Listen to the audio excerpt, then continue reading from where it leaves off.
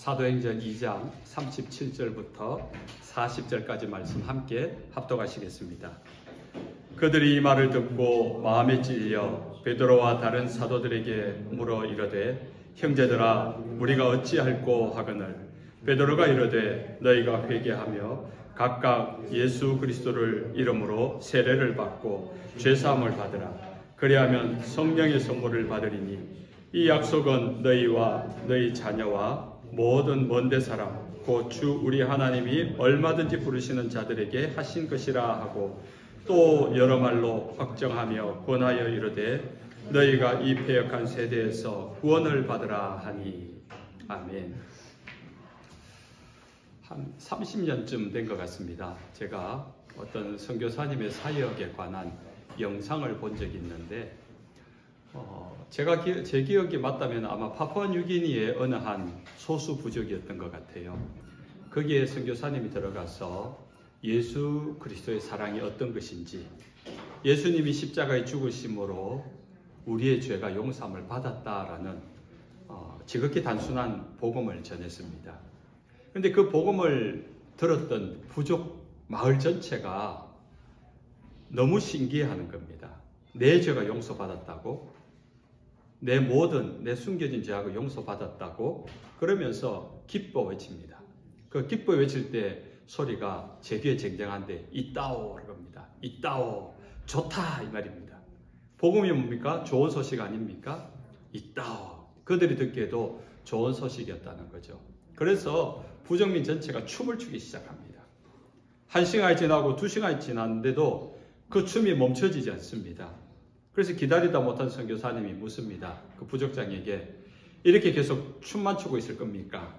그러니까 부족장이 대답합니다. 그럼 우리가 이제 어떻게 해야 됩니까? 그래서 선교사님이 대답합니다. 여러분이 이토록 좋은 소식을 들었다면은 여러분 이웃들에게도 옆마을 부족들에게도 전해야 되지 않겠습니까? 듣고 보니까 맞거든요. 그래서 부족민 전체가 짐을 다 쌉니다. 다 쌌어. 동서남북 사방으로 사람들이 부족민들이 흩어지면서 그 영상이 끝이 나요. 마을이 그날 없어진 겁니다. 그 이웃 마을에게 이 이따오의 복음을 전하려고, 예수의 복음을 전하려고 기쁨으로 그 고향을 떠나는 장면으로 끝이 나는데 굉장히 인상이 깊었던 모습으로 제게 남아 있습니다. 성령을 받고 예수 그리스도의 복음을 예루살렘에 모여든 사람들에게 베드로가 전했잖아요. 그 설교를 들은 사람들의 마음이 다 찔렸다. 찔렸다는 단어가 발굽에 채이는 것과 같은 충격으로 다가왔다. 그런 뜻이라고 했습니다. 엄청난 충격이라는 거죠. 그런 충격을 받고 난 다음에 이 사람들이 우리가 어찌해야 합니까? 어찌할꼬? 이렇게 물었을 때 베드로가 즉각적으로 대답하는 것이 두 가지였습니다. 회개하라. 그리고 회개해서 세례를 받고 죄사함 받으라. 이 이야기를 하고 있습니다. 회개라는 것은 그냥 단순하게 내 잘못을 인정하는 것, 시인하고 제가 실수했네요. 제가 잘못했습니다. 이 사과하는 것 정도가 회개가 아닙니다. 회개라는 헬라어 단어를 보면은 메타노에오라는 뜻인데 이게 뭔가 하면은 변화가 되다. 길을 바꾸다는 뜻이에요. 방향을 바꾸었다. 우리가 운전을 하다가 유턴을 하잖아요. 유턴을 하면은 가던 방향에서 목적지가 바뀌어지는 겁니다. 뉴욕, 뉴저지에서 우리가 스크랜턴을 오려면은 주로 많이 타는 도로가 I-80 이스트잖아요. 그걸 쭉 옵니다. 쭉 오는데 이게 스크랜턴 방향이 맞아요. 그런데 계속 80번 이스트로 가게 되면 어디까지 가는지 아십니까, 여러분? 80번 끝까지 가면 어딘지 아세요? 80번 끝까지 가면요. 제가 궁금해 찾아봤지요. 찾아보니까 저기 클리브랜드 밑에 있는 도시인데 오스틴 타운이라고 피츠버그를 지나서 오하이오 주에 있는 작은 도시예요. 거기서 80번 도로가 끝이 나고 76번 도로가 시작되더라고요. 우리가 스크랜턴 방향인데 이 길이 맞지 하고 대충 생각하고 80번으로만 계속 가면요. 우리는 스크랜턴에 못 오고 스크랜턴을 스쳐 지나가서 오스틴 타운이라는 가본 적 없는 그 마을에 도착하게 됩니다. 그런데 토비아나를 지나서 380번 노스로 바뀌는 순간에 우리는 스칸데로 들어올 수 있는 거예요. 그 방향을 바꾸는 것, 새로운 길로 접어드는 것, 이게 회개입니다. 우리가 인생을 살아가는데 우리가 가진 지식과 재력과 경험과 경력들을 가지고 이 길 대충 이렇게 가면은 맞을 거야 라고 하는 그 길은 사실은 목적지를 벗어나게 됩니다. 그러나 우리가 주님 안에서 우리의 삶의 죄를 회개하고 깨닫기 시작하면서 그 길을 끝까지 가지 아니하고 주님께서 우리에게 열어놓으신 그 길을 들어갈 때 380번 노스로 들어갈 때 비로소 스크랜턴을 발견하게 되고 도착할 수 있게 되는 것입니다. 회개는 그만큼 중요한 것입니다. 회개는 우리의 삶의 방향을 바꿔놓는 일이에요. 예수님의 제자 중에 대표적인 제자 두 사람이 있습니다. 사도 베드로와 사도 가룟 유다입니다. 두 사람은 다 예수님에게 몹쓸 짓을 한 사람들입니다. 베드로는 예수님을 공식적으로 부인했고 저주했고 맹세했던 사람이에요. 가룟 유다는 예수님을 은 30에 팔아 넘긴 사람입니다. 그러고 난 다음에 두 사람이 똑같이 한 행동을 후회했다는 거예요. 베드로는 그것을 깨닫는 순간 나가서 통곡하며 후회하는 장면입니다. 가룟 유다도 예수님을 팔고 난 다음에 불법 재판이 될 때 후회를 했어요. 그래서 대제사장에 돈을 돌려주면서 없던 일로 하자고, 예수님 풀어달라고. 그러나 예수님은 처형되었습니다. 근데 후회함으로 죄책감으로만 남아있던 가룟 유다는 스스로 목숨을 끊는 비참한 최후로 끝납니다. 그러나 베드로는 후회가 좀 가룟 유다보다 조금 더 오래 갔습니다. 그래서 갈릴리 고향 마을로 돌아갔고 또 그곳에 세 번째로 찾아온 예수님을 만남으로 말미암아 자신의 죄를 진심으로 회개합니다. 자신의 감정에 충실하면은 도저히 예수님의 제자의 삶을 더 이상 살아갈 수 없었지요. 면목도 없고 부끄러워서. 그러나 예수님이 다시 그를 부르지 않습니까? 부활하신 예수님이 베드로에게 나타나서 하신 말이 너에게 평강이 있으라. 너희가 성령을 받으라. 그러면서 다시 마지막 하신 말씀이 내가 다시 너희를 보낸다라고 이야기합니다. 그렇게 보냄을 받아서 시작되는 것이 사도행전의 일이었고 오늘 우리가 읽고 있는 이 베드로의 사역을 보고 있는 것입니다. 후회에 그치면 안 되는 겁니다. 우리는 반드시 회개하면서 후회했던 그 삶에서 다른 길로 접어들어야 됩니다. 주님이 열어놓으신 그 길. 그렇게 회개할 때 우리에게 하나님의 은혜가 임하기 시작합니다. 우리가 회개하기 시작할 때 우리 삶에 구체적인 변화가 시작되는 것입니다. 세례받는 일은 회개한 사람이 가장 먼저 해야 되는 일입니다. 세례라는 것은 한문인데요. 세수하다 할 때 그 세자예요. 씻는다는 뜻이에요. 레자는 의식 레자. 씻는 예식을 말합니다. 우리의 죄를 씻는 예식. 물론 예수님의 이름으로 회개하고 기도하면 용서받습니다. 그런데 왜 굳이 세례식이라는 공식적인 예식을 하느냐? 그것은 여러 증인들과 하나님 앞에서 공식적인 선언을 하는 겁니다. 그 선언을 함으로 말미암아 우리의 죄는 공식적으로 용서를 받고 공식적으로 예수 그리스도와 함께 연합되어지는 것입니다. 우리가 세례식을 할 때 예수님의 살을 기념하는 떡을 떼어 먹습니다. 예수님의 피를 의미하는 포도주를 마십니다. 기념하여 먹고 마시는 것이지만은 그 예식을 통해서 우리는 주님의 살과 피를 먹고 마심으로 주님이 내 안에 살아계시는 거예요. 내가 주님 안에 살아계시게 되는 주님과 내가 하나가 되고 연합되는 것입니다. 그것이 세례식의, 그것이 성찬식의 굉장히 중요한 의미인 것입니다. 그렇게 연합되어질 때 우리는 더 이상 죄 가운데 살아갈 수 없는 사람이 되는 겁니다. 여러분, 결혼하기 전에는요, 이 남자 저 남자 만날 수 있고 이 여자 저 여자 만날 수 있잖아요. 김영란 집사님 김화경 집사님이 첫사랑인가요? 네, 대답이 없으시고. 김화경 집사님에게 김영란 집사님은 첫사랑인가요? 예, 복수가 이어지고 있습니다. 자, 두 번째 사랑인가요? 다섯 번째 사랑인가요? 사실 그거는 흠이 아니에요. 결혼하기 전에 내가 5 남자를 만났던 10 여자를 만났던 결혼하기 전에 그렇게 연애하는 것은 문제가 안 돼요.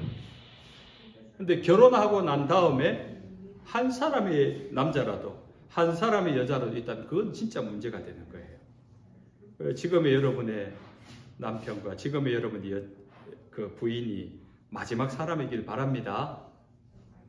이 대답이 없는 것은 굉장히 위험한 상황인데, 우리가 주님께 세례를 받았다는 것은 바로 끝사랑을 이야기해요. 주님 외에는 없다는 겁니다. 이제 내가 사랑하고 내가 따라가고 내가 믿고 내가 의지할 분은 주님밖에 없다는 것을 의미하는 겁니다.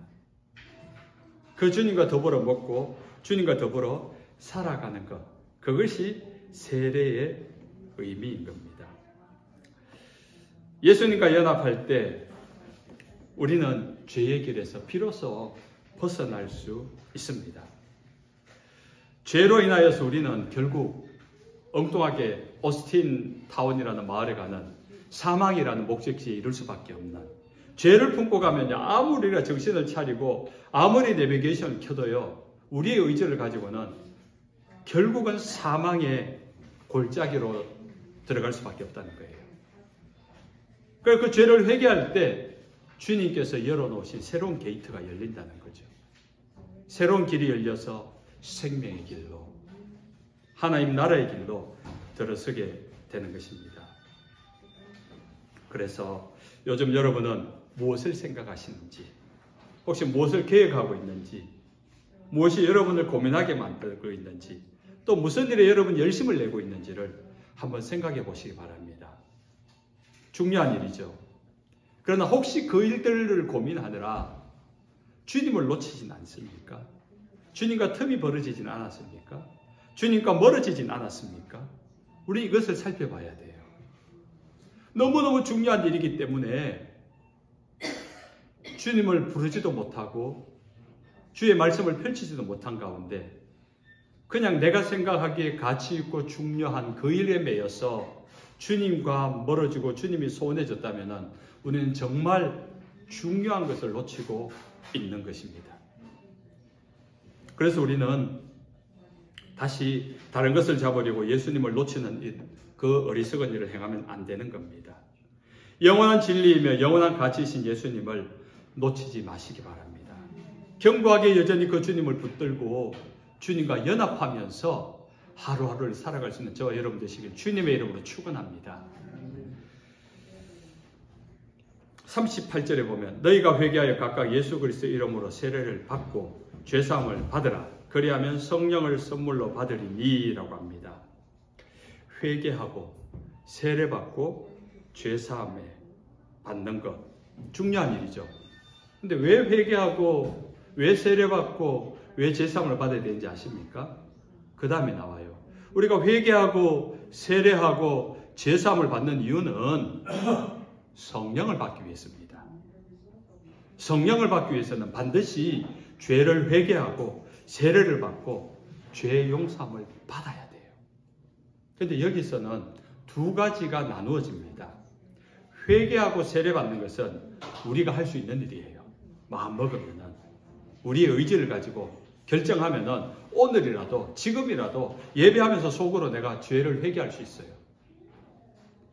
오늘이라도 제가 주님을 나의 구주로 고백하며 세례받겠습니다. 예수 안 믿는 분이 오늘 예배 처음 나와가지고 정말 예수님이 나의 구주입니다.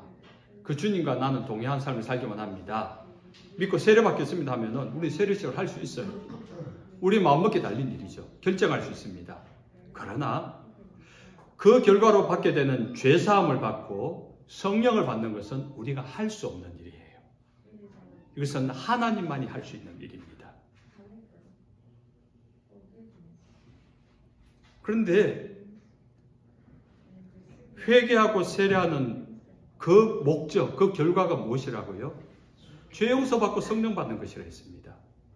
우리가 할 수 없는 일인데 우리가 할 수 있는 일을 하면은 이것이 따라온다는 거죠. 한 문장으로 되어 있잖아요. 너희가 회개하고 세례를 받으면 죄사함을 받고 성령을 받는다. 이것이 오늘 말씀으로 우리에게 주신 하나님의 약속이라고요. 아, 내가 어떻게 하면 죄사함을 받을 수 있구나. 아, 내가 어떻게 하면 성령을 받을 수 있구나. 기도원 가가지고 주여 삼창하고 주여 10번 외쳐 부르고 목이 터져라고 기도하고 그렇다고 성령을 받는 게 아니라 의외로 간단해요. 회개하며. 세례는 다 받으셨잖아요. 그 세례를 안 받으신 분은 세례를 받으셔야 되고요. 세례를 한번 받으신 분들은 더 이상 세례를 받지 않아도 돼요. 그러면 우리가 할 수 있는 것은 한 가지만 하면 됩니다. 회개하는 거. 우리 안에 큰 죄도 회개하고 작은 죄도 회개하고 숨겨진 죄도 회개하고 은밀한 것도 회개하고 티끌같이 별것 아닌 것처럼 여겼던 것도 찝찝하면 회개하는 거예요. 그렇게 회개할 때 우리 가운데 성령이 임하는 겁니다. 그래서 성령이 임할 때 비로소 우리가 무엇을 행할지를 알게 하는 거예요. 그러나 사실 그렇게 회개하는 것 자체가 성령께서 하셔야만, 성령께서 우리 가운데 있으셔야만 가능한 일이라는 겁니다. 우리가 어떻게 성령을 받는지를 알았습니다. 사도 바울도 그것을 알았어요. 사도 바울은 사실은 교회를 핍박하고 성도들을 박해하던 사람이었습니다. 그런데 어느 날 예수님이 강권적으로 나타나서 사도 바울에게 그 다른 길을 보여주잖아요. 그래서 사도 바울이 복음의 포행자고 교회의 핍박자였는데 오히려 핍박받는 그 복음을 가지고 살아가게 됩니다. 예수 믿는 사람을 잡아 죽이던 사람이 예수를 전하기 위해서 죽는 것을 두려워하지 않는 삶을 살게 되었어요. 어떻게 그럴 수 있었습니까? 회개한 겁니다. 예수 그리스도를 만남으로 자신이 정말 어마어마한 죄를 지었구나를 깨닫게 되고 회개하게 되어서 그 가던 길을 바꾼 겁니다. 회개는 길을 바꾸고 방향을 바꾸는 것이라고 했잖아요. 그래서 복음의 핍박자가 복음의 사도가 되었습니다. 예수 믿는 사람을 죽이던 사람이 예수를 위해 죽는 자가 된 것이 사도 바울의 변화인 것입니다. 그러면서 사도 바울은 1차, 2차, 3차, 로마까지 유럽까지 전도 여행을 하면서 교회를 세우고 이 복음을 전할 제자들을 준비시켜 놓았습니다. 얼마나 위대합니까?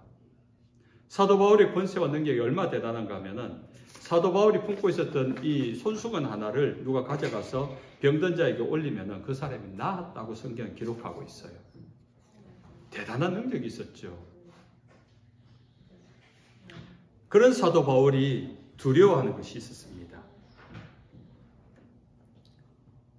로마서 7장 24절 오호라 나는 공고한 사람이로다. 이 사망의 몸에서 누가 나를 건져내랴.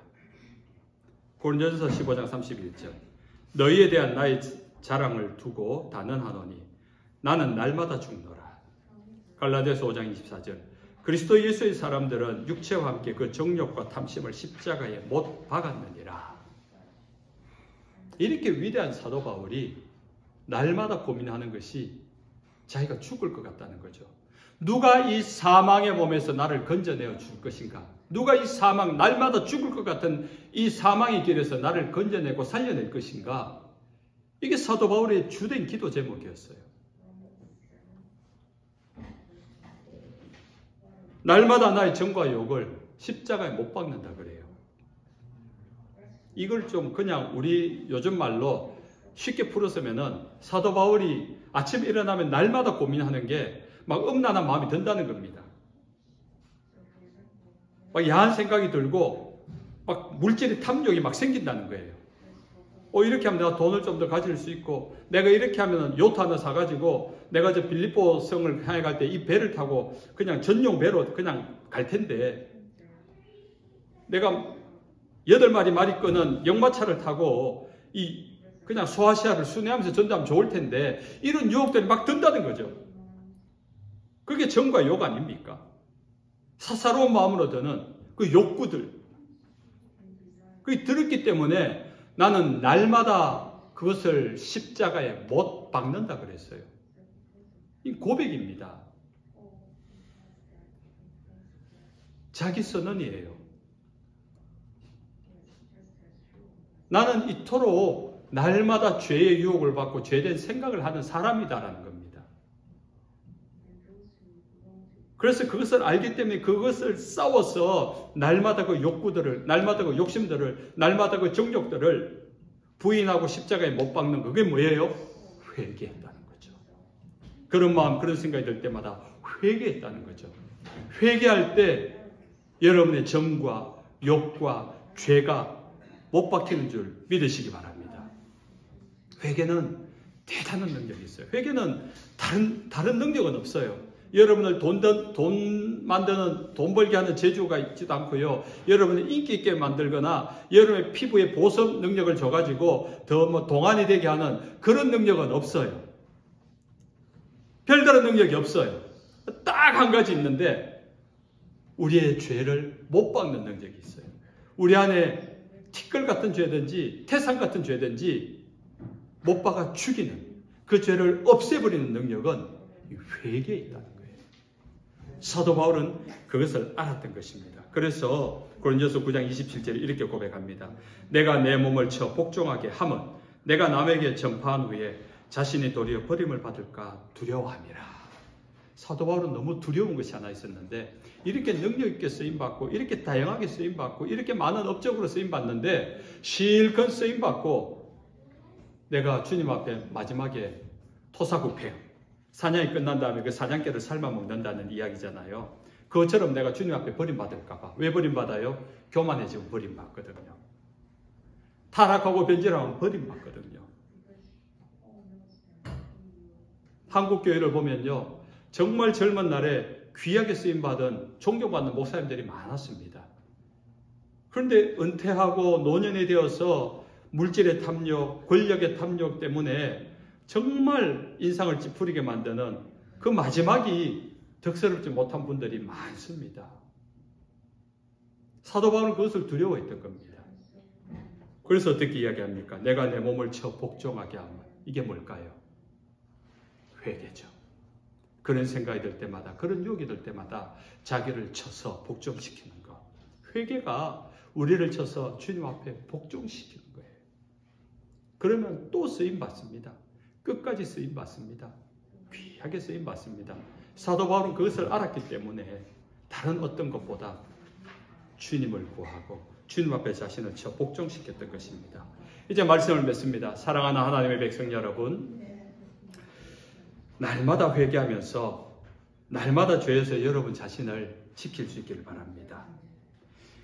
회개하기를 미루지 마십시오. 가톨릭에 보면은 이분들은 성당의 신부님이 찾아가 고해 성사실이 있어요. 똑똑해가지고 그 문을 열면은 이렇게 가림판이 있는데 그러면은 신부님이 고해 받기 전에 묻는 말이 있어요. 고해성사 하신지 고해하신지 얼만큼 지났습니까? 3일 됐습니다. 일주일 됐습니다. 한 달 됐습니다. 그걸 해요. 좀 오래되셨군요.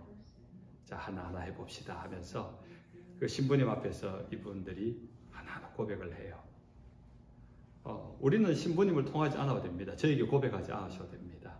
주님께 여러분들이 부끄러움 없이 다 고백하신대요. 그렇게 여러분을 죄에게서 깨끗하게 지킬 수 있습니다. 여러분이 회개하는 만큼 하나님과 가까워집니다. 자석이 있지요. N것과 N것이 만나면 우리가 아무리 붙이려고 해도 붙습니까? 안 붙습니까? 밀어냅니다. 같은 것끼리 만나면. 죄가 있으면요. 아무리 붙이려고 해도 붙을 수가 없어요. 거룩한 하나님 앞에 티끌 같은 죄 아무리 은밀하게 숨기고 교묘하게 숨겨도 죄를 가지고서는 거룩한 주님과 함께 할 수가 없기 때문에 튕겨져 나갑니다. 그러나 죄가 용서받고 죄가 회개했을 때 우리는 주님과 함께 연합되는 것입니다. 그냥 찰싹 들어붙게 되는 거예요. 그래서 회개하는 만큼 주님과 가까워집니다. 날마다 회개하면서 예수 그리스도와 연합하십시오. 그러면 우리는 죄를 사도 바울이 그토록 몸부림쳤던 죄가 우리 안에 도전하지 못하고 자라지 못하고 유혹하지 못하게 됩니다. 그러면 성령 충만한 은혜가 우리 안에 끊이지 않는 것입니다. 날마다 순간마다 시간이 날 때마다 지나온 시간을 돌아보면서 또 회개하고 회개하는 그 순간 우리 죄는 사해지고 성령이 임하는 것입니다. 그래서 오늘 우리의 삶들 속에 날마다 회개에 성공할 수 있는 저와 여러분 되시길 주님의 이름으로 축원합니다.